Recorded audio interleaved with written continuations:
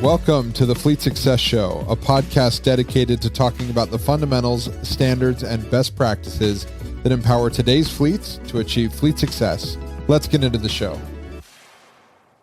All right, welcome to episode number 6 of the Fleet Success Show. Glad to have you with us. Joining me again, co-host Jeff Jenkins. How you doing? Doing good. Glad to be here. Yeah. Hey, Steve's out again this week, but he'll be back next week. Today's episode, we're talking about how leaders are readers, right? And the whole idea is about self-betterment. Like, what are you doing as a leader and as a fleet success practitioner to make yourself better, right? To help sharpen your own axe, right? And there's this analogy that I've always loved, and it's this idea that you have to sharpen the axe sometimes, right? And occasionally, if you've ever gone out and chopped down wood, that those first few swings, you're making a lot of headway, right? Like you're doing really great. You can probably get through a whole tree, and then you start working on the next one and then the next one. And after a little while, the blade gets dull. And if you've ever tried to cut down a tree with a dull blade, Jeff, it what sucks. happens? It's terrible. You don't make any progress. And then at that point, you're like, bring out the chainsaw. Right. Like the blade's just bouncing off, right? Or, and your arms are hurting, right? And then you bring out the chainsaw and you do the same thing. You get through a few, and then all of a sudden you got to replace the chain, right? Yep. Because it just dulls out, right? And so as leaders, that same thing happens to us where, we just get stuck. We get in a rut and our blade gets dull, right? We're not doing things to keep ourselves sharp. We're not doing things to keep ourselves, motivated, getting fed with new ideas. And, we end up bouncing the blade off the tree, right? And we wonder, man, what's happening? Why isn't this working anymore? Oftentimes it's because you forgot to sharpen your own axe, right? So this episode, we wanted to talk about some of the things that we do to sharpen our axe and some of the things that you guys do. Obviously, you listen to this podcast. That's a great way to sharpen the axe, right? I love listening. There's several podcasts I listen to just as a way to remind you about things that you already know and maybe sometimes hear something you didn't know yet, right? I think I've heard it said, people don't need instruction as much as they just need reminding, right? I think that's true for most of us. It's extremely true. I say that I was in this funk for a period of time where I didn't want to read any books because every time I did, I just felt like I was reading some regurgitated information. Yep. But different authors have different ways of relating material to where someone may say something that totally sticks to you and someone else says something that won't stick to you. So it's always good to get these different perspectives, viewpoints, and even the stories they tell are just very different. And, different people relate to different stories and different, they hear things differently. Yeah. Speaking of that, so thinking about things you've read, things you've done, what are some of the things, you got through that funk or even before the funk, you started getting back into it? What's something that really had an influence on you? All right, so I'm gonna start this off with a story. I'm not gonna tell right away what the book is, right? That had the biggest influence. So starting off as a fresh dispatcher, I'd probably been dispatching trucks for 6 months at most. And one day I wanted to get out of the office. I was done. I was just ready to go. Well, my stuff wasn't done. Like I had probably 3 or 4 trucks that weren't set up for me to be able to leave. And really what our goal was is they had to be dispatched on a load, every one of the trucks on your board. And I think I had about 40 trucks at the time. Every truck had to be dispatched on a load for that day. And then they needed to be pre-planned or have another load on them for after that load for the next day. Right, because we were running regional, so that they usually did one or more than one load a day. So I had to have a dispatch load and a pre-plan, what we called it, on that truck. Well, I had all my trucks dispatched, but I didn't have them all pre-planned for the next day.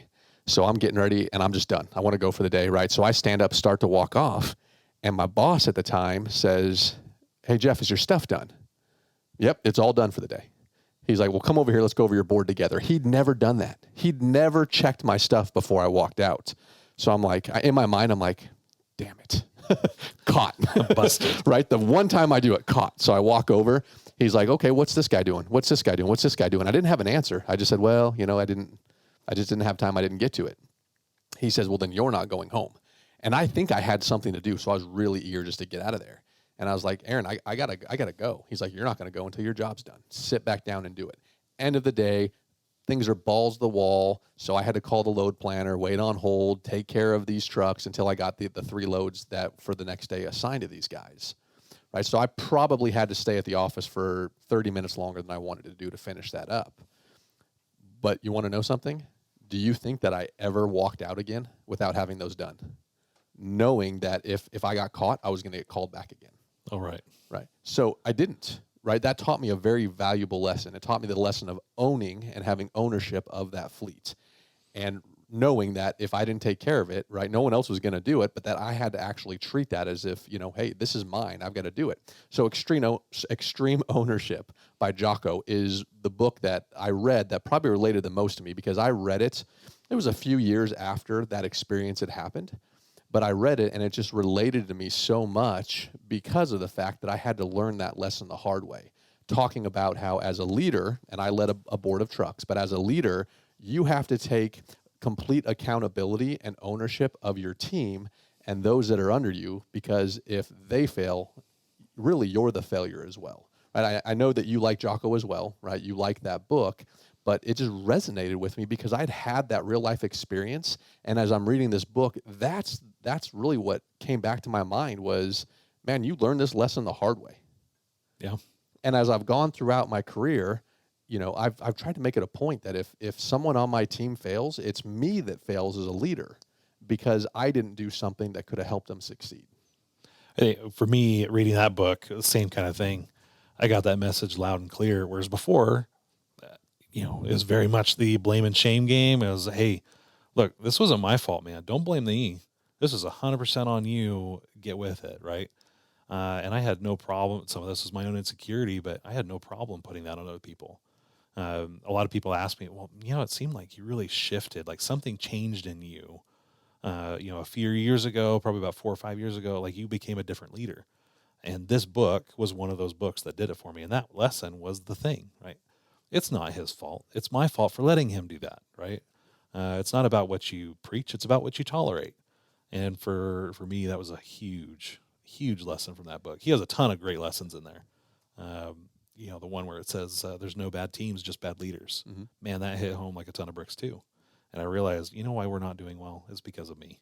It's because I'm making excuses, or I'm holding the team back, or I'm not holding them accountable. And that was a huge lesson that I got out of that book as well. What happens now when you see the finger pointing? Immediately, I'm like, okay, here's the deal, guys, right? And I bring up and I teach them, if they haven't figured it out already, I teach them the concept of extreme ownership, right? I had somebody the other day, it's like, well, so-and-so wasn't helping me with my goals. I'm like, okay, well, I totally agree. We need to create an environment where you do that, right? But at the same time, I want you to take ownership and be the master of your fate, right? Take ownership and say, what do I need to control in my environment, my purview of responsibility? And I'm not waiting on anybody. It's one of our core values, right? You don't wait on somebody to give you anything, right? We're entitlement free. We want something, we leave the cave, we kill it, we drag it back, right? We don't wait for other people to do stuff for us. We go out and we impose our will on the universe. And that's ownership. That's extreme ownership, right? But the default for everybody, right, is I want to look good. Yeah, I don't want to look bad. I don't want to make the same things as my fault. I don't want to think everyone, hey, we're failing because of me. So the default is always just pointing the finger. Yeah. And you're never going to get anywhere pointing the finger. I could give so many examples of, a driver didn't deliver their load on time, and they told their dispatcher, and their dispatcher didn't tell customer service, so the customer wasn't told. So the driver arrived, and then they got rejected because, someone didn't call, and customer service says, well, you didn't tell me soon enough. Driver manager says, well, I told you when I found out. Driver says, well, I told you when I knew it was going to be. I mean, it's just everybody's pointing fingers, and in reality, if someone had just actually taken ownership of that situation and said, hey, we got to reschedule this, let's make sure it's rescheduled, then follow up on that reschedule. I mean, the whole thing could be done differently. But the default is always just to blame somebody else because you want to feel better about yourself. Yeah. How many times, I'm going to put you on the spot a little bit, how many times have you read that book? Oh, 3 or 4. I don't know. It's either 3 or 4 times. And it's the original copy, highlighted, marked, written in. Yeah, I love this quote from John Maxwell. He talks about, the first time I read a book, I mark the book. Yeah. The second time I read a book, the book marks me, right? And he's got a process where he goes through. This is a leadership author. If you haven't read any of his stuff, he's got some great stuff. But he goes through and he does the highlights. And then the second time he reads it, he skips over everything else unless he's highlighted it, right? So he goes through it quicker. But it meant something to him, right? And so he just pulls out everything that really resonated with him. But yeah, the first time I marked the book, the second time the book marks me. I'm like, that's a really smart quote. We could probably do an entire episode. In fact, we probably will on extreme ownership, because Jeff is huge on extreme ownership. I love that book. I can tell you, like, I lived that book. It made me who I am today. We probably will do a whole episode just on that, because there are so many great leadership lessons from this, these two former Navy SEALs. Well, and stories, right? I mean, yeah. it's all about accountability, and there's just so many times in life where either you don't take ownership or you do take ownership, and you can just see the trickle down effect that has. Yeah, it's amazing. Yeah. One of the most influential books that I've probably read, aside from Extreme Ownership, because you took that one, thank you. You're welcome. That's what I'm here for. It's got to be Patrick Lencioni's 5 Dysfunctions of a Team. Right now, I read The Advantage first. And I thought it was a terrific book, but the one that really struck home for me about, hey, there's things that you need to fix in your team, was the 5 Dysfunctions of a Team. And it laid it out so clearly. And I know we're going to do an episode on this one, because I am so passionate about this one. This one means so much to me. But he just laid out, well, the whole reason you don't get the results you want is because you have a dysfunctional team. And he laid out this, platform, this pillar, and he just says, look, first thing you got to work on is trust in the team. Right? You have to have vulnerability. You got to be able to talk to each other. You got to be real, because if you don't have that, you're just going to have, artificial harmony. You're never going to have conflict. Everybody wants accountability in the team, but they don't want to put in the work to get to an accountable team, And so he lays out these five dysfunctions of a team and how they all build on one another. And it gave me a roadmap as a young leader. All right, this is how I have to build my team. If I want to get to the point that they're taking extreme ownership and they feel safe doing that, then I've got to work on trust. And then I've got to work on encouraging conflict. And, as a leader, like, I have to be the first one in, and I've got to enter that danger myself first, right? And show everybody it's okay. The water's fine. You're not going to die, right? And show them that's safe. Like, you're not going to get fired for admitting that you didn't do your job, right? We're going to come to it. We're going to talk through it. We're going to work through that together, right? That was huge. It was huge for me. And I loved to, the format of Lencioni's books, because he tells you a story like it's a fictitious book. I have no problem reading fiction. Jumping into nonfiction for me, that was tough. Every time I crack open a book, oh man, this feels like I'm back in college again. And I'm like, it's another textbook. But his books really taught me to love reading leadership books and sharpening my own axe. Well, he's definitely got a talent for creating a story that teaches a lesson. Right. So, great parables. It's just fantastic. And I was first introduced to that book by you. Yeah. I had no clue who he was. I had no clue about the books. And when I was talking to you about coming to work at RTA here, what you said to me was, here's some books.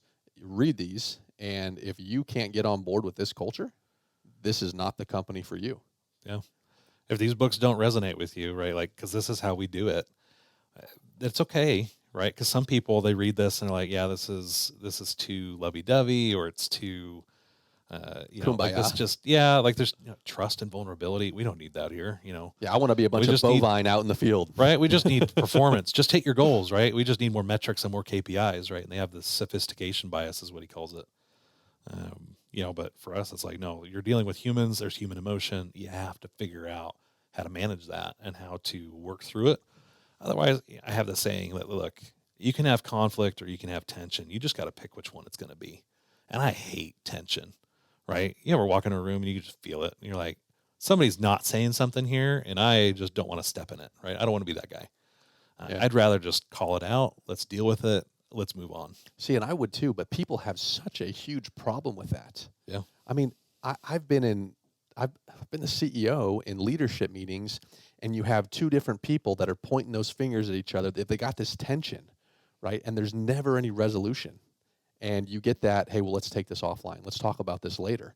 And the problem is, in most cases, you don't talk about it later. Right. So there's never any resolution.